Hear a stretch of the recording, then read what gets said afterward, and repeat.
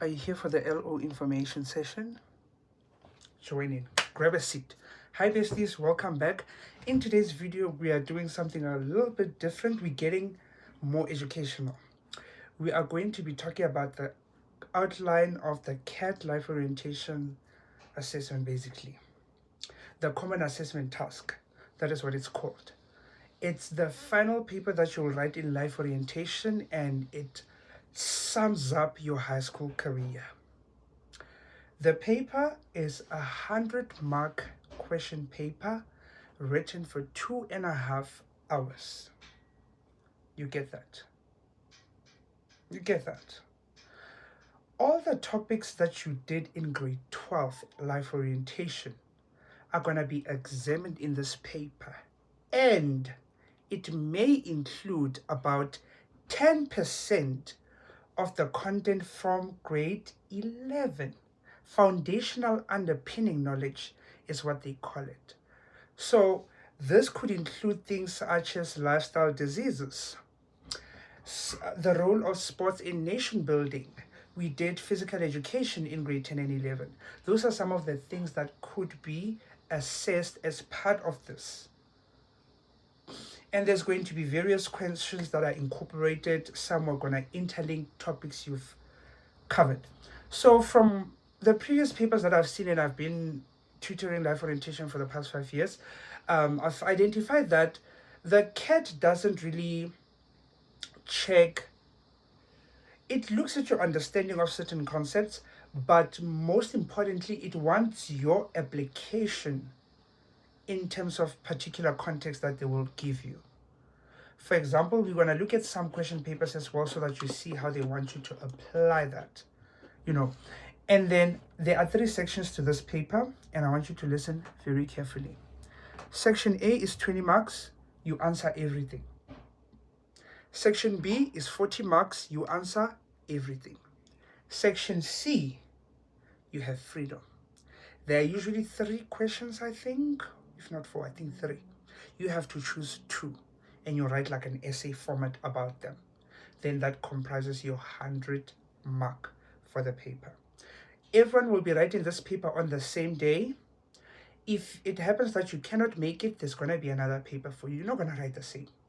You are going to get a separate paper. You get that? So everyone in the country is going to be writing it at the same time. You get that? Let's get into it. So Section A, it's multiple choice, one-word answers, short explanations, why, how. It's not really, it's more on your understanding and factual information. For example, if you are asked the type of stressor that does A, B, C, D, that is something that's a fact. You get that? And it's usually like 1-2 mark. It's not a lot of marks. So that's where you tend to get like your level 1 and level 2 questions. So that is where you should do very well. Section B. Remember, all the questions are compulsory. It can either be source-based, it can be a case study, it can be an illustration, it can be a graph. And this is based on knowledge that you've acquired from the whole band from grade 10 to 12. Usually it's like 2-4 marks, kind of like structure. But this one also wants application of knowledge. Yes, you know the stress management techniques, but how do you apply them in a given circumstance? For example, if we say that exercising and going out is very important, if I give you a context and I tell about someone who is disabled and they don't have their legs and arms, are you able to apply it to that, or are you going to also ask them to run? You get what I'm saying? So it's about the contextual application of the knowledge you know in terms of whatever scenario is going to be there. Section C, similar. You'll be examining, analyzing, critically discussing a particular topic. Make a decision and give out recommendations. You're going to be drawing conclusions. You're going to solve problems in this question. And this is usually like an essay style question. It's like 4 to 8 marks. So usually it would be like 1 4-mark question and then 2 8-mark questions. Sometimes it's 4, 4, 4, 6, 8, but like it's a total of 20. Here you are applying. Give practical solutions for A, B, C. And when we're going to talk about the keyword practical so that you understand what does it mean. And how does it differ from you just giving a general solution? Okay, let's get into the revision section. So how we're going to do this, we are going to do this in different terms. We are going to do it in different terms. You can still see me. I'm going to be looking at this as we're doing our revision. We're going to start with the first term. The first term was quite one of the least anxiety-inducing, if I could put it like that, because there was only a source-based task. And the topic that everyone focused on was development of self in society. We know stress. Here, I want you to pay attention. Very important for you to understand the definition of what stress is.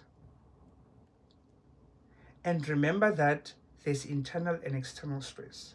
And then this is one that I want you to know. Symptoms. We know the signs and symptoms of stress. You know, depression, feeling uptight. You can be having carelessness, high risky behavior, such as drug and alcohol abuse and all of that. But what you are going to do, because remember, we want to see if you really understand the content. You get the stress symptoms. But do you know which ones are emotional? Do you know which ones are mental? Do you know which ones are physical?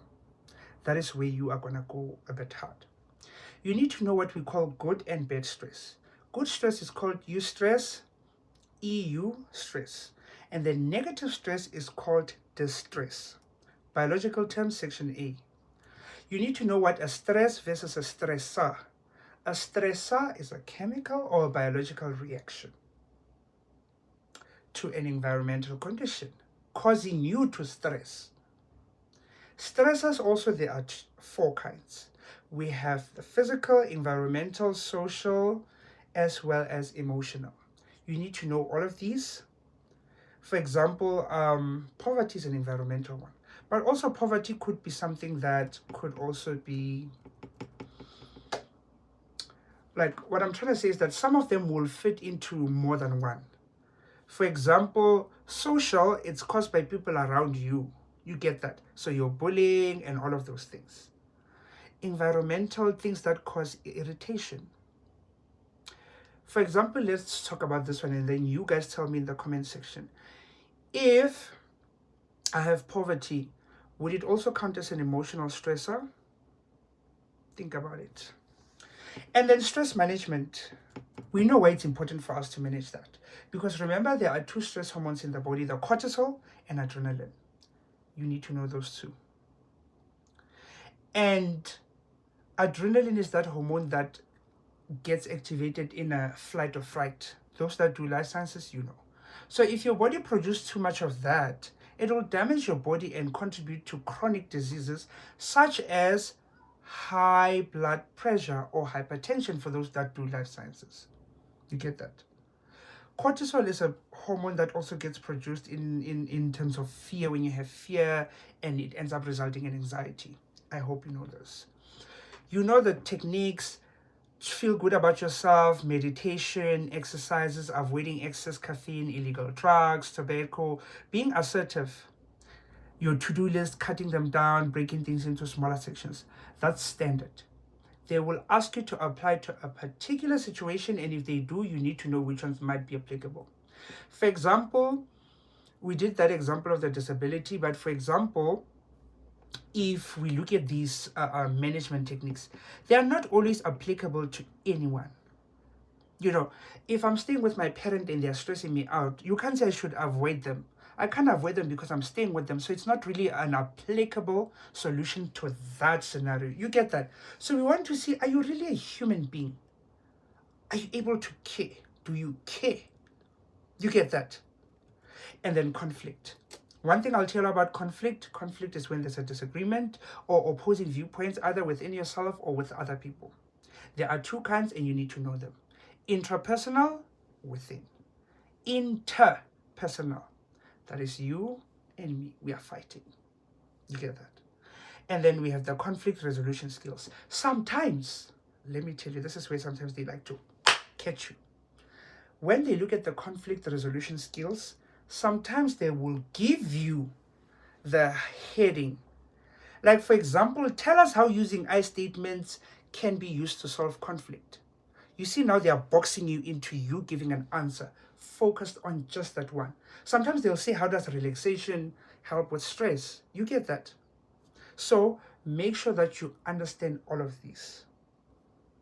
We spoke about initiating, building, and sustaining relationships. This is something that's going to be very important. Also, remember the kid also wants you to gain valuable skills, to see if you have the skills to survive outside of matric, because this is your last year in high school. You're either going to be working, you're going to go study, college, and all of that, but you need to be having certain skills. And relationships is one of the most important things, communication. When we initiate, we build, and we sustain relationships, there are very, very crucial things that we need. For example, when you initiate a relationship, the most important thing is being attentive, taking time to know the other person. The other one is that you need to establish trust. Because without trust, we are not going to be able to go and build. We are initiating. I need to trust you. You need to trust me. You get that? That is what is more important there. And then now we know each other now. We are building. When we're building, what do? We are compassionate, we are tolerant, because remember, we have different viewpoints and we have different cultures, beliefs, and opinions that we have as individuals. You need to respect mine, you need to tolerate.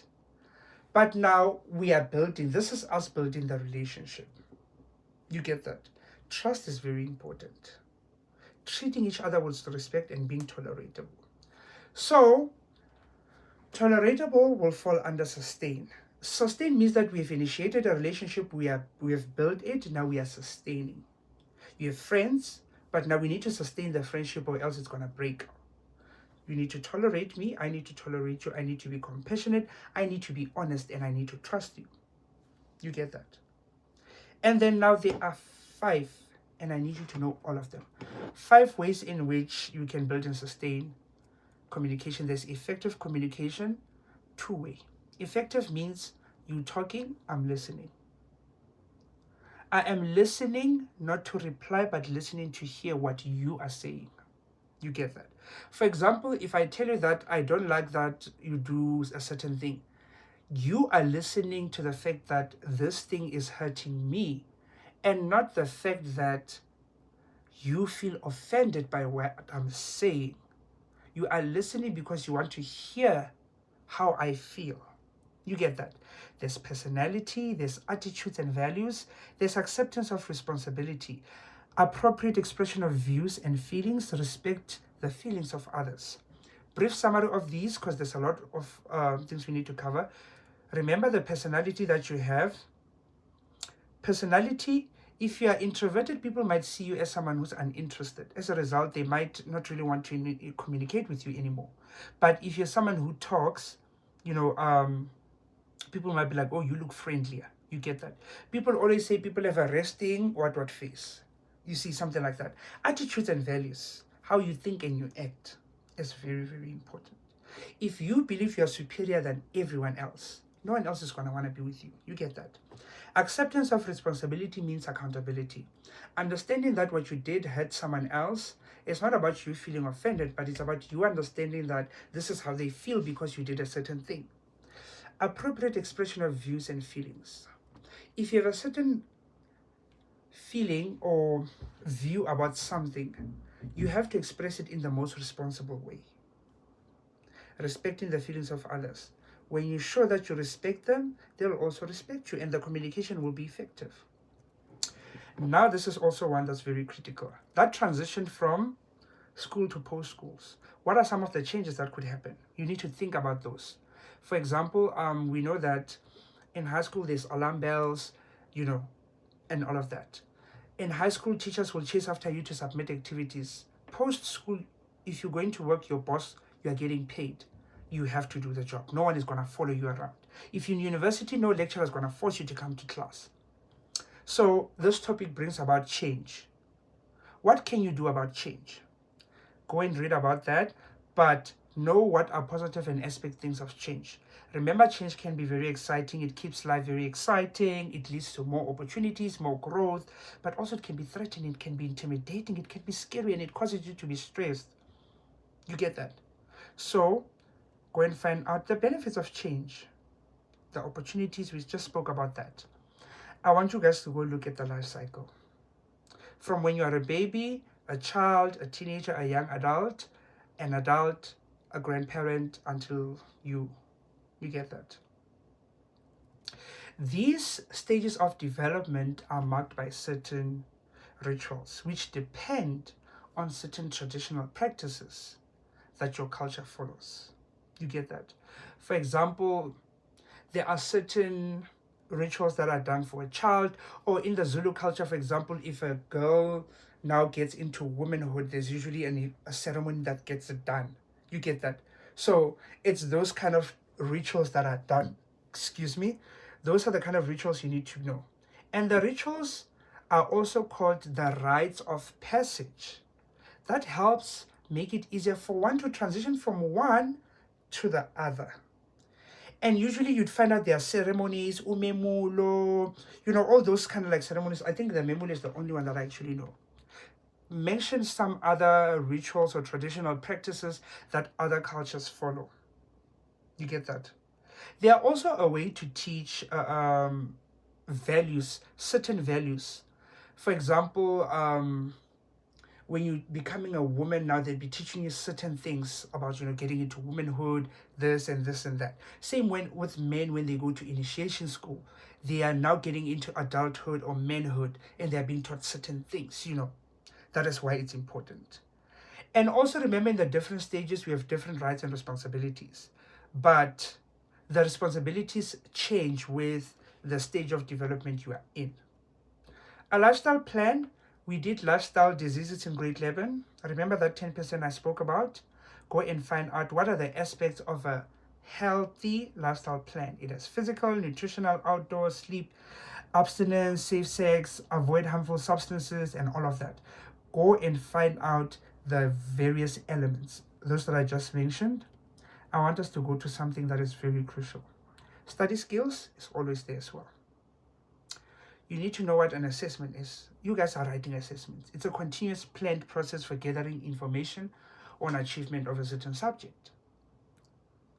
And we have formal and informal ones. Informal ones don't really get recorded. They don't really compare you guys. They don't do top 10 kind of things, It's more of a classroom activity. But with the formal one, it's standardized. You get that?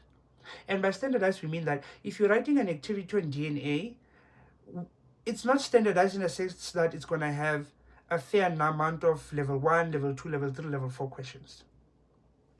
Study skills, study strategies, study styles. Those are 3 different words. Study skills are skills that help to make the best of learning experiences. So that's visual, note-taking, concentrating, using graphs and all of that. Study strategies are different approaches or ways of learning.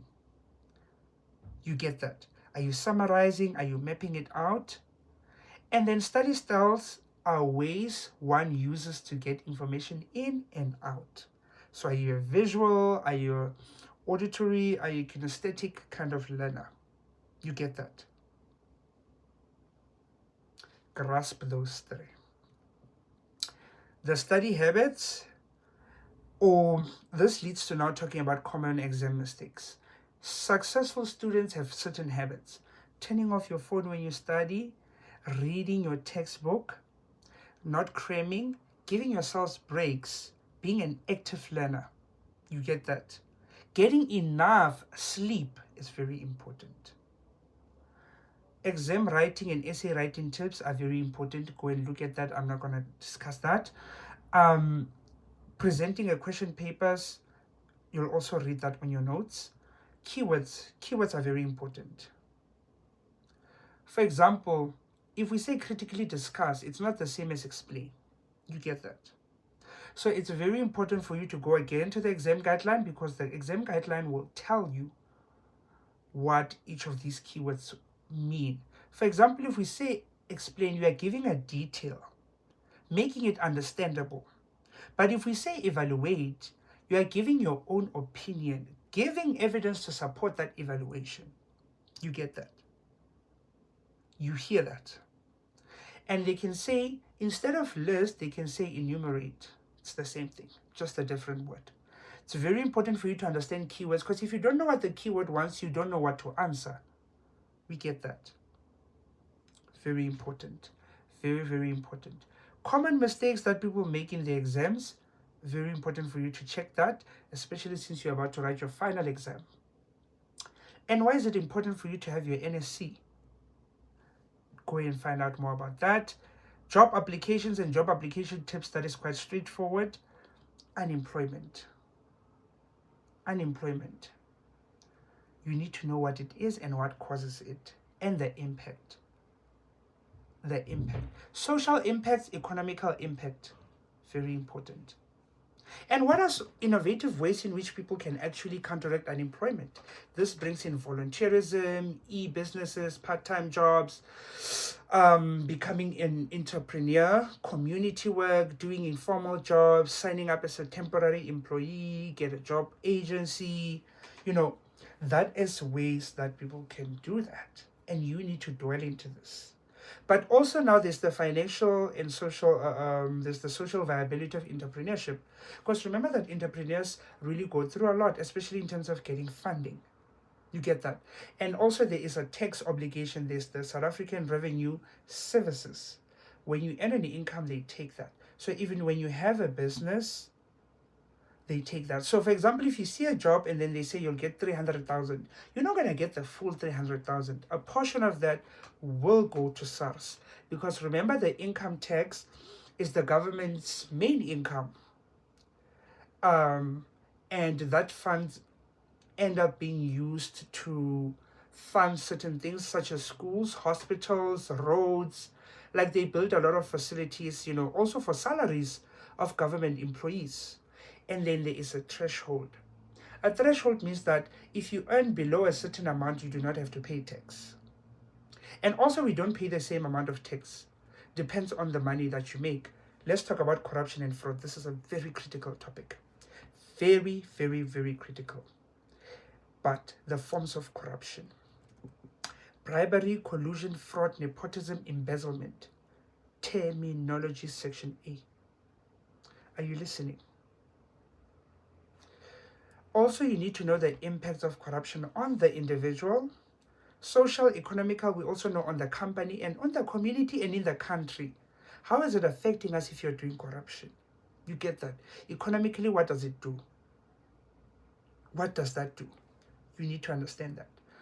With that being said, we are done with term 1. We're going to go to term 2. Besties, we are doing term 2 now. I just want to go over some of the few mistakes learners tend to make during exams, and then we can move on to other elements. Okay, spotting or cramming. What can you do to prevent that? Start revising long before the exam actually starts. That allows you to have enough time, and it allows you to be able to study so that you do not panic in the exam. That is another mistake. People tend to panic before or during. One advice I'm going to give you guys: when you're writing exams and tests, don't discuss anything with anyone before or after. Do not discuss. Discussions can be good, but no, sometimes they cause a lot of anxiety. Make sure that you are well prepared, you rest enough before the paper, and you know what paper you are actually writing. Because sometimes people panic because they forgot they're actually writing paper during the afternoon. They're like, oh, okay. Then you panic. Okay. Now let us get into something that is a bit more intense. Job applications or study applications. We spoke about taking a decision that is based off of your interests, weaknesses, skills, and abilities, and your personality when you apply for university as well as jobs. And job application tips. Most applications happen online. Review your employer history if you have any, or volunteering experience. Download the exact application form that is being used. When you apply in person, make sure that you look very professional and you act professional. You greet people. Be prepared to take some tests. Some companies will make you write tests, and also know how to write a job application form. Like some elements you might have to write not applicable. You get that? You need to be able to understand what that is. Okay, we spoke about the requirements. You know the requirements for a bachelor, diploma, and higher certificate. For a bachelor, you need 40% for home language, and then 4 50% in designated subjects, and then 2 30%. Diploma 40% in home language, and then 3 40% and 2 30%. And then for a higher certificate, you need 40 in home language and then 2 40%. But I think I released a video that has an update that this is a bit outdated. Funding opportunities, if you are asked about these, we know that we have scholarships or merit. These usually are performance-based. We have bursaries, which are either academic, sports, or culture. We have NSFAS, which is the National Student Financial Aid Scheme. It was a loan, but now it's currently a bursary. Government bursaries, if your parents or your guardians work there. Bursaries from certain companies, for example, ABSA might have bursaries for people who want to work in banking. Work study programs, we have edu loan, we have bank loans that you have to pay once you're done studying. And then there's another keyword. Guys, sometimes there are keywords that you're going to get in your exam that you're not really familiar with. You get that. For example, I see in the other year they asked what transferable skills are. It's exactly that.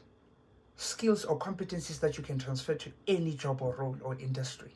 They are transferable. That's it. Sometimes just don't think too much about it. Just break it down and see the context in which it's currently being used. You get that? That will help you answer the question a bit better. Yesterday we spoke about corruption, we spoke about SARS, and I just want to give a brief outline of some of the impacts of corruption on the individual, the company, and community, as well as the country. The poor individual, when you talk about the individual, remember that if there's corruption, there's going to be an increase in the cost of public services. And most people are not going to be able to get access. Companies, the officials who accept these bribes can't be trusted, we know that. So usually people in the company tend to be like, who do we trust, who do we not? So a lot of money gets to be spent for the company to be able to put measures in terms of preventing and avoiding this corruption, creating softwares that allow people to apply anonymously, and all of those things that make corruption less in an organization or company. And when it comes to the community, we tend to believe that if something is happening, we tend to believe it as the norm. Sometimes you might even see that in a community, it's something that we've accepted that, okay, to get a job, you need to pay a certain amount, or you need to do this and this and that in order for you to obtain an employment contract. So it tends to become a normal way of getting things. That way also people don't trust each other anymore, because there are certain advantages that people might have over others. And when we look at the country, we know that our service delivery is not going to be optimal. Unemployment will increase. Organizations will be affected because that means less tax for the government. And remember that if the government gets less tax, it means that service delivery is also going to be affected. You get that? When we work, you pay the government a certain amount as tax. They use that for other service delivery, water, electricity, schools, hospitals, clinics. But if we don't have the jobs, service delivery is going to suffer. We together, we are together. Okay. Here's one thing I want you to know. My laptop is a bit skewed. It's like this. When we talk about fraud or corruption, we spoke about nepotism and cronyism. Embezzlement and bribery. Please know these key definitions. Very important. Class of 2024 knows what I mean. Because you can be asked to explain nepotism as a form of fraud and corruption. You get that? Exactly. So let us do that. And then you also need to know the reasons for unemployment. Hey, don't forget that. Now we are about to do human rights and discrimination. You need to know what is it that you need in order for you to be a responsible citizen. What is a responsible citizen? It's someone who is fully aware of their rights and promotes human rights, concerned about other people, and partakes in activities that fight against human rights violation. Guys, there's something that happened to my cup, but I'll tell you later. So I put this in the microwave and then it spilled. cappuccino is too good. But it's a bit watery, but it's too good. Okay, that is what a responsible citizen does. They also obey laws, they pay their taxes, and they vote when necessary. You are responsible. Now I have a question. Why is xenophobia viewed as a human rights violation? Which brings me to the question of which rights and laws do you need to know? So when it comes to this topic, we need to know the discussions online and social media, radio programs, talks and workshops, and then in terms of events that are done in terms of these human rights, what is being done? There's anniversaries, we have public holidays for certain human rights. There are marches, there are parades, there are festivals, there are conferences where usually they are raising awareness, about this. Projects, who carries projects that deal with the human rights violation in our country, for example? Non-governmental organizations, university and faith-based organizations, and they heavily rely on volunteers. So questions could come around here on what can be done with regards to recruiting more people in terms of volunteering, in terms of these services that are being provided. You get that? Because remember, if most of these are relying on people who volunteer and they are doing this purely out of their heart, we need to find ways in order to attract them. And remember, this is another way of reducing unemployment. Connect the dots. You might be asked to interlink those topics. Okay, let's go, besties. Are we still together? Are we still together? And then you also need to know the campaigns. Remember I said there are campaigns, events, and conferences. You need to know what are the purposes of those. But let's get into that. Some of the human rights that I would highly recommend you know: equality, life, human dignity, freedom and security, slavery, servitude and forced labor, personal privacy, religion, belief and opinion, freedom of speech and expression. I would say access to information, political rights, citizenship, labor relations. We're going to get into that. Education, housing, healthcare, food security, and social security. Children have the right to shelter, parental care, and healthy food. Religion, language, and culture. Access to courts. Those are the common ones that I would say you need to know. Get that. Let us get into media. Remember, I told you guys that we'll go into this through term by term. However, I just want us to cover one element here. There's one element that I feel like I skipped and it's very important for us to do here. Let's see. So it's the one that has to do with the rights. We spoke about a responsible citizen, right? We did. We spoke about that. And also evaluating your own position in terms of that. You get that? So now let us get into media. We have two types of media. There is electronic and there is print. Straightforward. Electronic usually requires electricity or batteries to operate. Like what? Internet and emails, those kind of things. They require a phone, a laptop, Print media is something that you carry. It's printed. Billboards, magazines, newspapers, books, brochures, you call it. What do we need to know here? What is the role that media really plays in a democratic country? Remember, the media has to inform society about daily events that are newsworthy. And they should expose human rights violation. They should report unlawful activities that are happening, such as court cases, expose corruption and mismanagement of funds, share public opinions, give political information that will inform votes, but it should not be biased. Because remember, if they give information that is biased towards one political party, it means that the public will view it as them favoring that particular political party. And they need to be fair, they need to be honest, and they need to be reliable. Because if they're telling us something about officials in government that we do not know, we are going to believe that because that is what we get from them. You get that? So it is very important. And also, what is the ethics that they need to adhere to? Remember, there's also a limitation in terms of what they deliver. For example, they have to respect the privacy of whoever they might be capturing, interviewing, and all of that. Now, let's talk about instances. There's about 5 instances where media doesn't really fulfill the role they actually have. Mostly, some of them will take money from sponsors. And if they take money from sponsors, now it becomes a bit difficult because they have to satisfy the sponsor.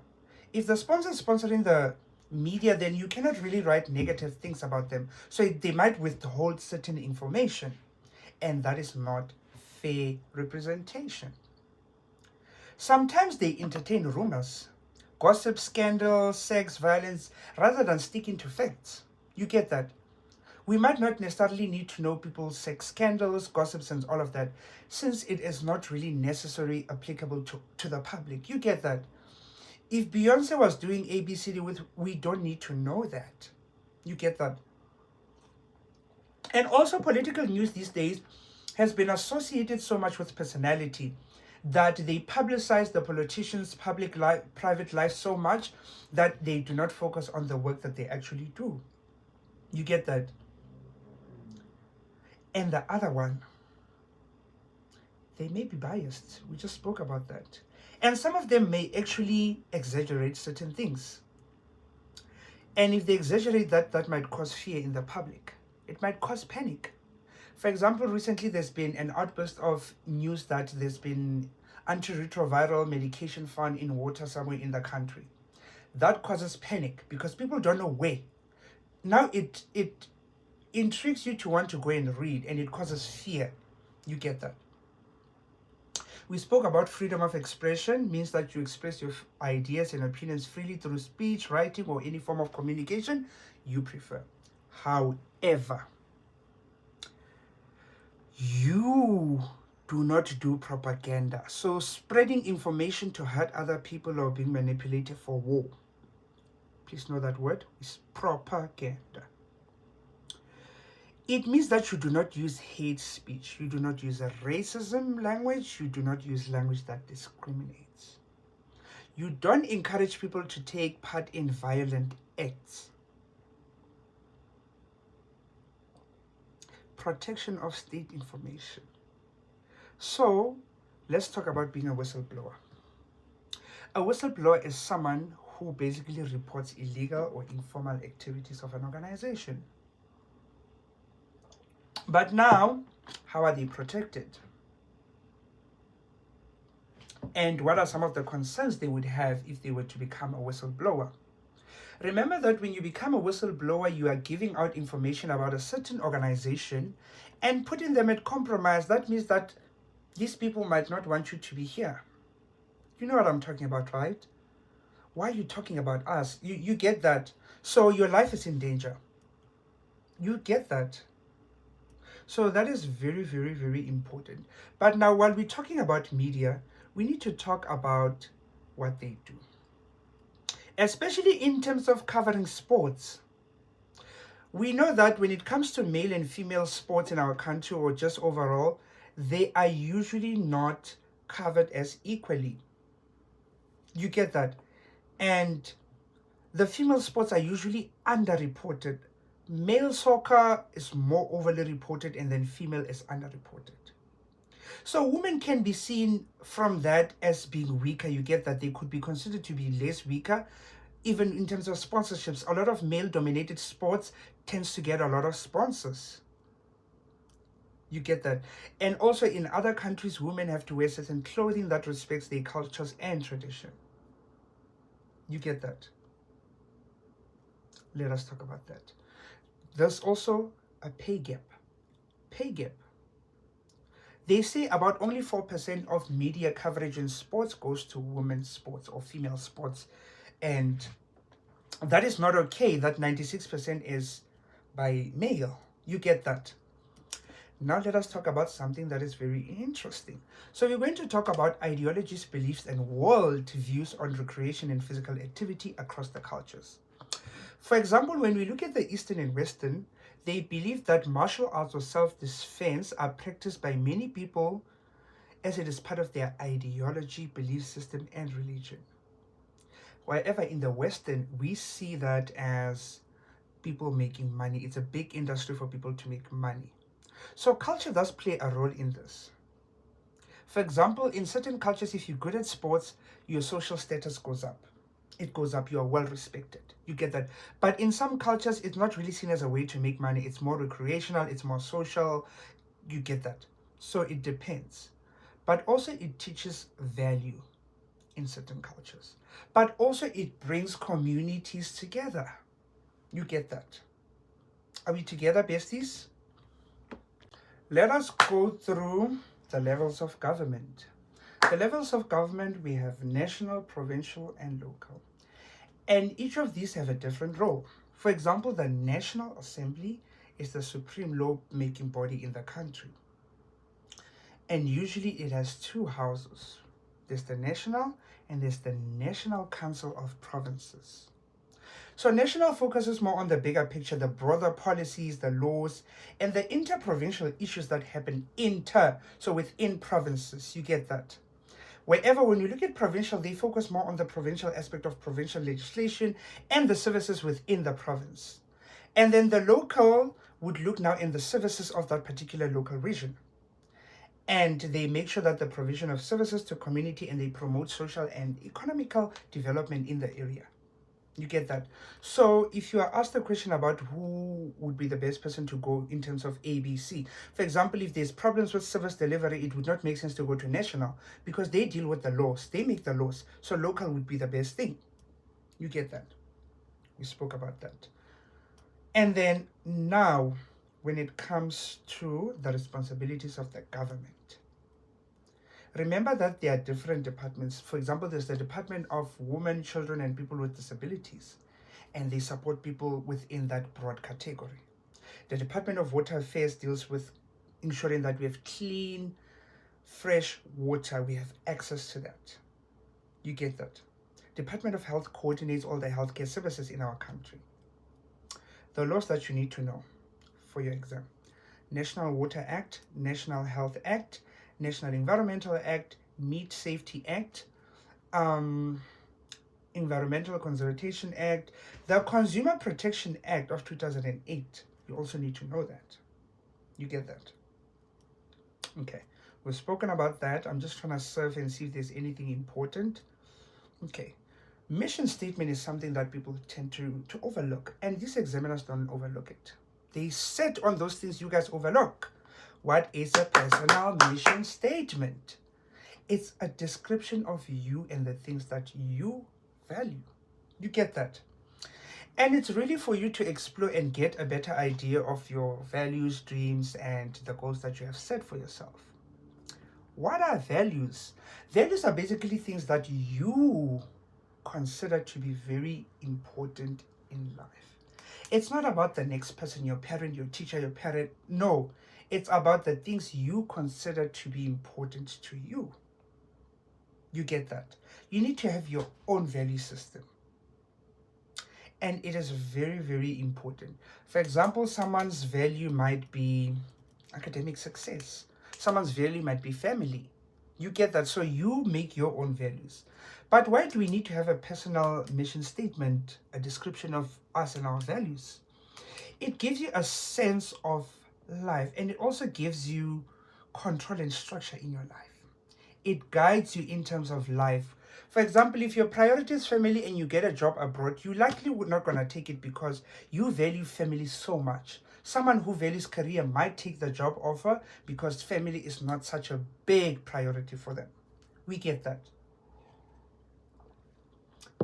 Personal views, belief systems, religion, ideologies. Let's talk about ideologies. Personal views are your opinions and what you consider to be important. Belief systems is the way you understand the world and your place in it. And it may be part of a religion, and religion is what you believe in, you worship. Let's talk about ideology. Ideology is an organized set of beliefs. Remember, we said belief systems is the way you understand and see the world. So ideologies is that organized set of beliefs, values, and ideas. The way you believe in the world and the way society should operate. For example, some of the political ideologies out there could be nationalism, fascism, communism. You get that? Those are ideologies that people in politics believe the world should operate on. You get that? Are we together? Okay. Let us get into lifestyle diseases. I think we did lifestyle diseases in grade 11, so this is a topic that might come back. We need to know human factors that actually cause these. What are these? Social, religious, and cultural practices. Do you know some of them? We'll talk about them. Let's talk about the environmental ones. Factors in the environment that contribute to ill health, accidents, and disasters. So floods and extreme temperatures. So whether it's too hot or too cold. You get that. Lifestyle diseases are diseases that you get because of the way you live, and they affect the way you live. Natural disasters are sudden natural catastrophe. Catastrophe. Do not forget that word. They cause a great deal of damage to the environment. Fire, floods, tsunami, and earthquakes. Hazards, danger. They pose a risk, and they're usually caused by human beings. Toxic waste, deforestation. What is deforestation? The cutting of trees. Ill health is being sick, a condition that makes you unwell. Accidents, misfortunes. Now, ill health. Now let us talk about the disasters. Disasters can lead to trauma. But I just want us to go over some of the diseases, such as the sexually transmitted infections. Smoking can cause lung cancer. Abusing alcohol can result in liver disease. Driving too fast may cause people to get into accidents. Having unprotected sex can result in STDs and pregnancies. And you can even die. You get it? You see, and it can also lead to PTSD, post-traumatic stress disorder. When something has happened, for example, if you're in an accident, you might have trauma every time you have to get into a car. You might feel a bit traumatized to actually have to get into a car. You get that?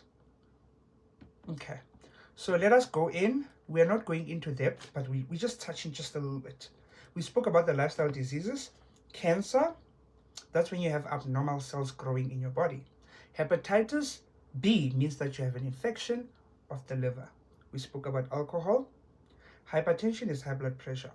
Remember in the previous part where I spoke about stress, I spoke about two hormones, adrenaline and cortisol. These can contribute to the development of high blood because they keep on being released so frequent. Cardiovascular diseases, tuberculosis, severe coughing, STIs, including HIV and AIDS. What can we do? Intervention strategies. Preventative, we avoid it. Avoid alcohol, avoid sex, unprotected sex, abstain, especially grade 12s. Adapt, get vaccinations. Hepatitis B has vaccinations. Now, if someone already is in these situations, what can we do in terms of controlling or the management? Healthy living or being in a clean environment. However, early detection is very important, especially in terms of hypertension, STIs, and cancer. And then if people already have it now, care and support is all that we can do. But now long-term participation in physical education, go and look at that. There's physical, mental, social, and emotional benefits. Check that, not so intense. We know poverty, but I want us to talk about gender imbalance, discrimination against women, preventing proper healthcare access and safety, sexual pressures and expectations, because now things are so unfair on women. You get that? Are we together? I hope you guys are going to check sports and the benefits of it. Very, very much. Very, very much. Let us go to this. This is a topic that a lot of people don't really like. The labor laws and job contracts. We're going to get onto that now. Okay, wait. Let's see. Okay, besties, are we all ready? We spoke about the lifestyle diseases. Okay. I think this is something that we can do together. And there's still, I'm gonna shoot a different video of past papers. You get that? Because I think it's gonna be better that way. Let's see. Okay, now my mouse is acting up. So workers' rights as part of the Labor Relations Act in South Africa, which is in the Bill of Rights, which I highlighted you need to know. You get that?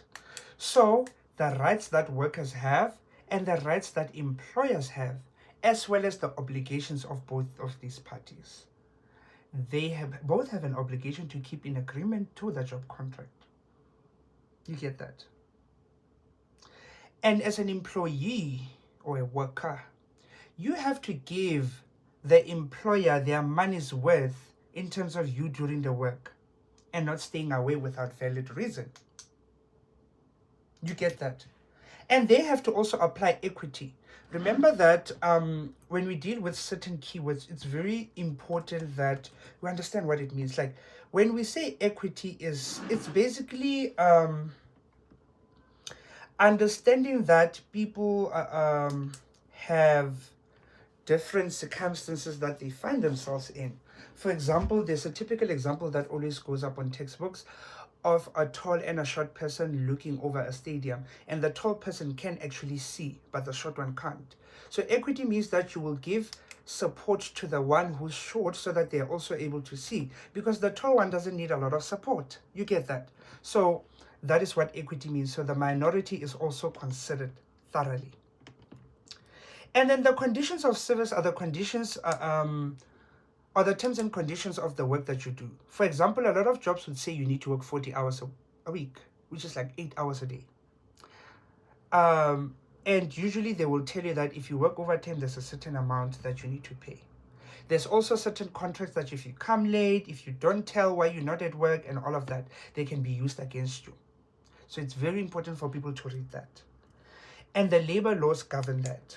They ensure that the employer and the employee are both protected. Let us talk about Employment Equity Act.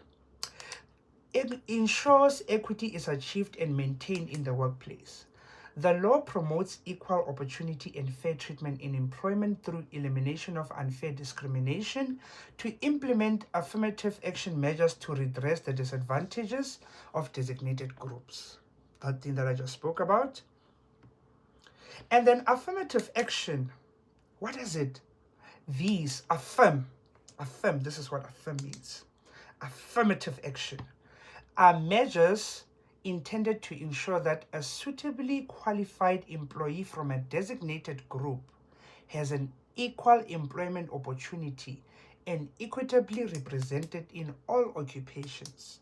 So that means that there needs to be a certain group of people. For example, if we say there must be certain percentage of black people, white, colored, Indian, so forth and so forth, so forth. That is the affirmative action. You get that? So it is very important to ensure that all groups are equally represented or fairly represented. Let me put it like that. And then there's the basic condition of employment. So this needs to be also visible in the workplace. This is for all workers and employers, and it accepts members of a voluntary charity organization of the National Defence Force, National Intelligence Agency, and the South African Secret Services. If a worker works for more than 24 hours a month, a worker is a full-time worker and is protected by the Basic Conditions of Employment Act. For example, a worker must not work more than 45 hours per week. There's overtime. They need to get 60 minutes of break after 5 hours of working. The break can be 30 minutes if it's written in agreement. You need to have at least 1 day of leave for every 17 days that you have worked, or 1 hour for every 17 hours you have worked. A worker can take 6 weeks of paid leave during a 36-day cycle. You have 4 months paid maternity leave. There's also 3 days for family responsibility. So if there's someone who passed away, an adoptive child, partner, and all of that, you can submit for family responsibility leave. And then we need to now talk about unfair dismissals. Just think of the word, don't overthink. Unfair dismissal. Dismiss, get out. And it's unfair. So now you think about what would make it unfair. It says a worker intended to or partake in a strike or a protest, then you get fired.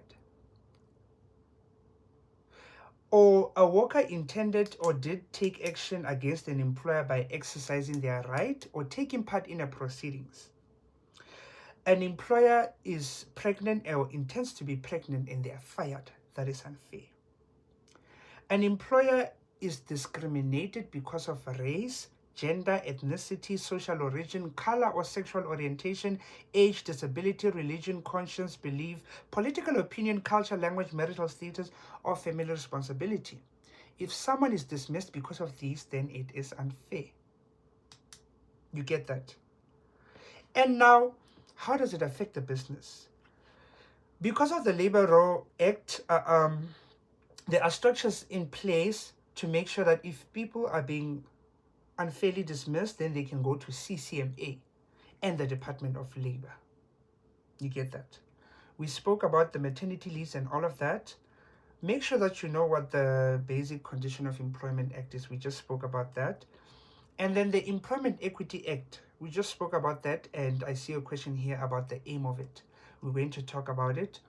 And then now let's go into the concept of equity, redress, and recruitment and trade unions.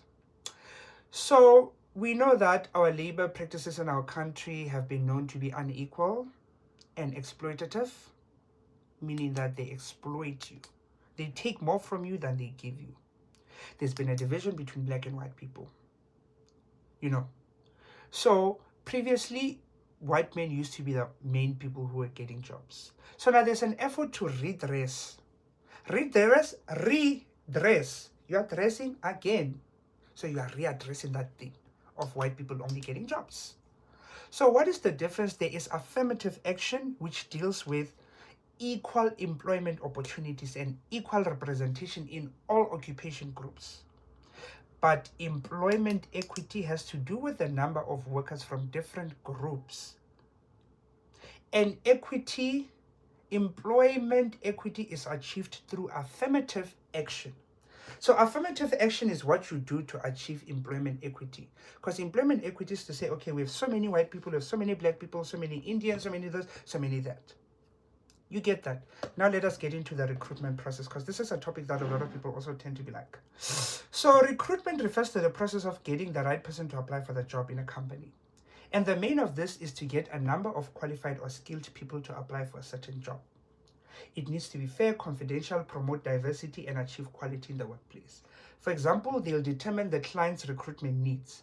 So the company that wants someone, what do they need from the client, from the person who's going to be successful? Match the criteria to the CVs that have been submitted. If there's no one who meets the criteria, then they have to make the advertisement again. But if they do meet someone, they hire the person. And then the person gets interviewed.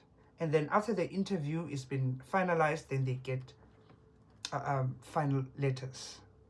Sometimes there's an internal, sometimes there's an external recruitment.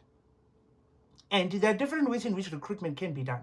For example, it can be in a newspaper, it can be in a notice board, LinkedIn, Facebook. All of those can also be used to recruit. Sometimes in universities, they go and recruit university students. During vacation work, they also tend to recruit.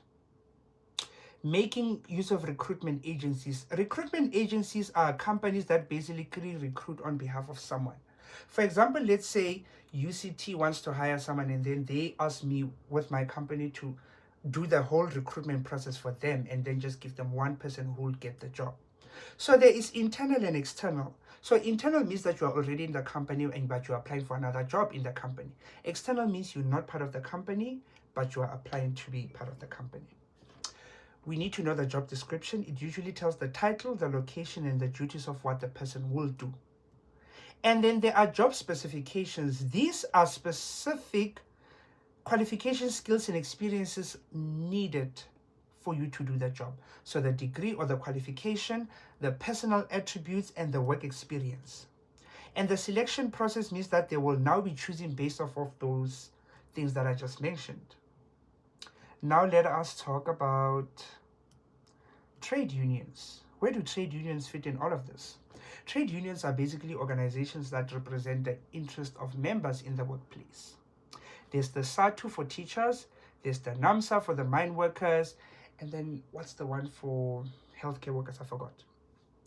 But they can enter a workplace to recruit people and communicate with them. They can hold meetings outside of the working hours. And they can elect a representative. So if you are in Gauteng, we can choose one person to represent you. If you work at KFC, we can choose one person from the union to represent you. So this makes sure that people have someone to represent them should things get to a point where the employer is a bit, problematic. And then let us now talk about this. We are almost done. If you've made it so far, I foresee that distinction. There's just a few things we need to cover now. Just a little bit. There isn't a lot for us to cover now. Let's see. There's not a lot for us to cover now. Let's see. Okay, we spoke about the employee. Okay, if you are unfairly dismissed or discriminated against, I said we can go to what we call CCMA, and it needs to be done within 6 months. And you can go to the labor court. We spoke about that, right? I think we highlighted that as well. And then we spoke about the Basic Condition of Employment Act, the one that talks about the number of hours you should work, the lunch break, the maternity leaves. And then let's see this. I think this is one thing that we needed to talk about. Okay, there we go. Okay, this thing is being a bit slow. So this is the things that we wanted to talk about. Let's see.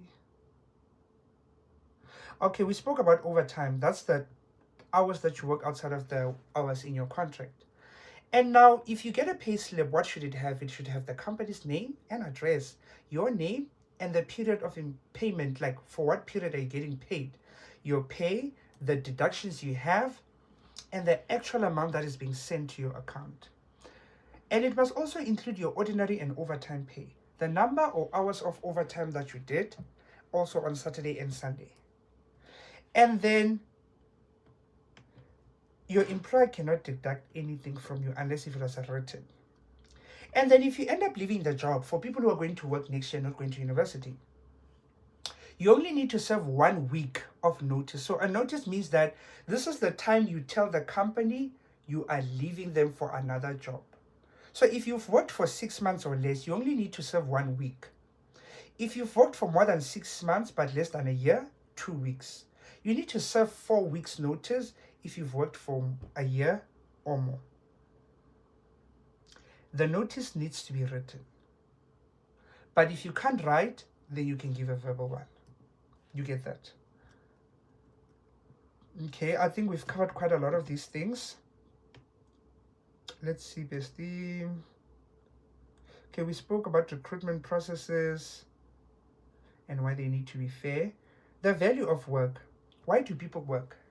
As much as majority of the time people work, it's about money, but it gives you a purpose, a meaning. It helps you live a fulfilled life because in whatever you're doing, you're helping make impact. It gives meaning to life. It gives you reasons. And what are some of the intrinsic values? Your job is interesting. That is an intrinsic value. It challenges you. You learn new things. Make important contributions to a company and overall maybe to the country. You are being creative. Extrinsic, outside, you get high money, job security, a lot of company benefits. You get a status in a community. For example, doctors have a certain status in society.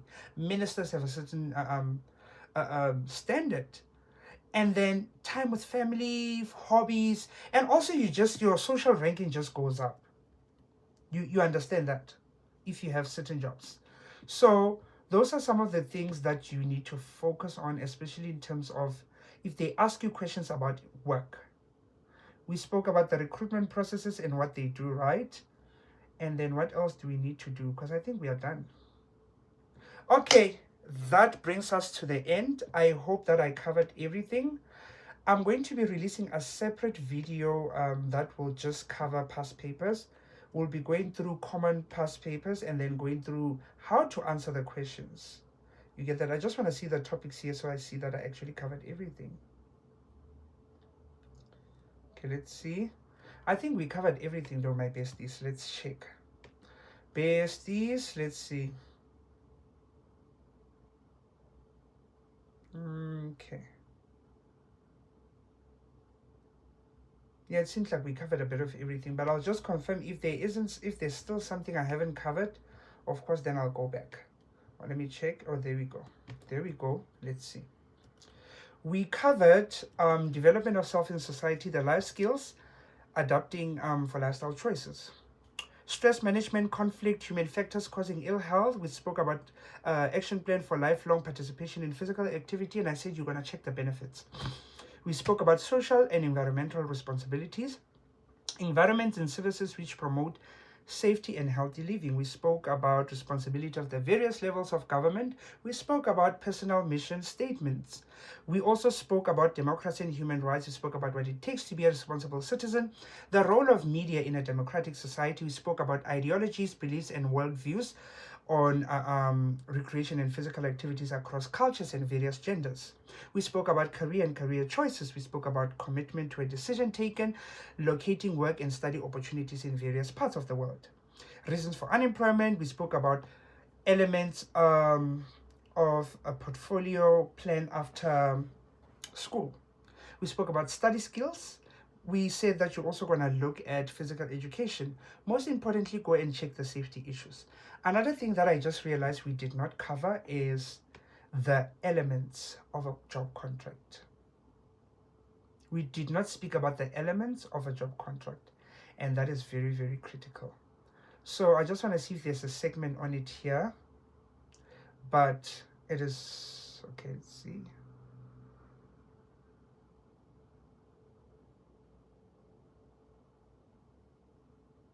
Okay, elements of a contract. I don't think it's in one of these. So maybe I'll just do a separate video on that, a quick one. But that's it from me, besties. Thank you so much for staying till the end. Good luck for your LO cat. Bye.